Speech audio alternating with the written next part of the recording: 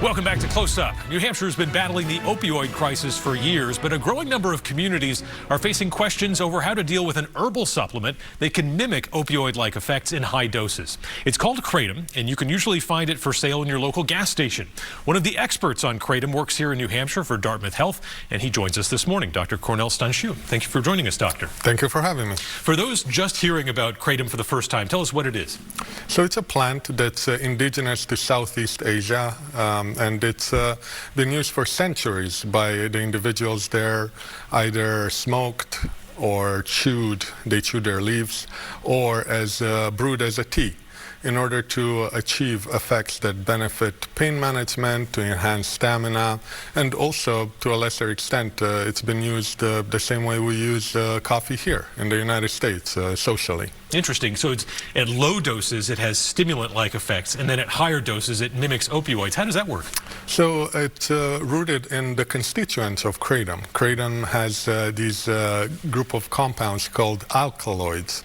Alkaloids have really impacted modern medicine. A lot of the current medications are derived from alkaloids. So the alkaloids that we know most about in Kratom are mitragynine and 7-hydroxymitragynine. And mitragynine is the most abundant one. It acts on numerous receptor types, including serotonin, so it can help with anxiety, mood. It can act on adrenergic receptors, so it can help with focus, concentration. And then depending on the dose, it can also have a very potential opioid effect. It can act on opioid receptors. 7-hydroxymitragynine, which is a very important and up-and-coming one in terms of research, is present in very, very small amounts in the plant.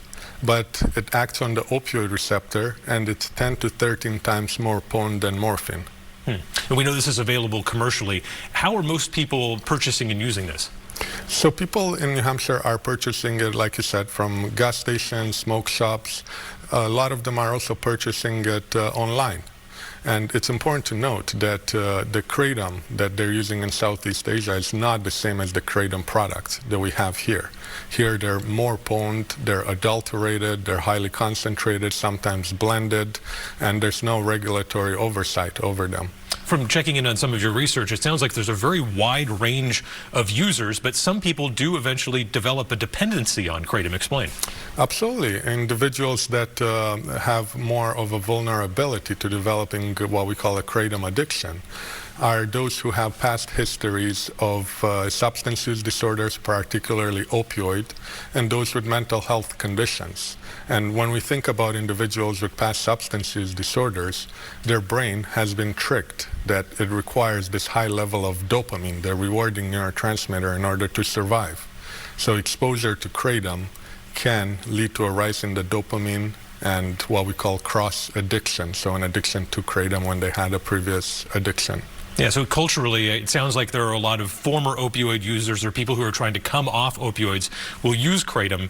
Is this something, I guess, tell us about these people and I guess why they're trying this rather than, you know, Suboxone or something like that? So it's part of a large movement. A lot of people are seeking natural alternatives to self-manage various conditions. People are using it to manage mood, anxiety. Sometimes they're using it to manage pain when they don't want to go on opioid regimens, or when they want to come off of it. Sometimes they want to get off of illicit substances like opioids on their own, so they rely on Kratom. Sometimes they may go through withdrawal because they don't have their opioid of choice, so they use Kratom to prevent that. And do you think most of these people understand that they could then develop a dependency on Kratom as well? I think they perceive it as natural because it's advertised as such. So a lot of them don't understand that there is a risk, especially with the products that we have here available in the United States. Yeah, tell us about the legal status of Kratom in New Hampshire. Obviously, this is something you don't want kids using, but explain. Yeah, so Kratom, first of all, at the federal level, it's legal. However, certain states and local communities have taken upon themselves to ban it. So whereas in Vermont it's illegal, it's banned, in New Hampshire it's legal except for the town of Franklin, where it's banned. And recently in Nashua there was an ordinance that came in effect which restricted its sale to those 21 years of age or older. And circling back to the addiction issue, tell us about the survey you conducted earlier this year and how many people self-reported essentially a severe addiction to kratom. Yeah, so I conducted this national survey, which surveyed cross-sectionally over 2,000 kratom consumers, just to gain better insight on how they use it, who is vulnerable to developing an addiction, and based on the current framework for diagnosing a substance use disorder, how many would meet criteria. And what we found is that 25%, so 1/4 of them, would meet criteria for a substance use disorder, for an addiction disorder. The majority of symptoms were related to withdrawal and tolerance, or needing to increase the amount to achieve the same effect. But what was interesting from that survey is the majority of the ones that would meet criteria for a substance use disorder would meet criteria for mild, so they don't have any functional impairment. They maybe just would experience the tolerance and withdrawal, and that's what would meet the criteria. But there were still a few that would meet severe use disorder criteria, similar to opioid addiction. Yeah, how does that compare to other substances in terms of the rates? Based on that particular survey, certainly shows that addiction to kratom tends to be a little bit milder than what you expect with opioid and stimulant use disorders, as well as alcohol, and somewhat aligned with cannabis addiction. Interesting. What are some of the health and safety risks associated with long-term heavy use of kratom? So what we saw in Southeast Asia, long-term use is associated with skin hyperpigmentation, paradoxical fatigue, insomnia.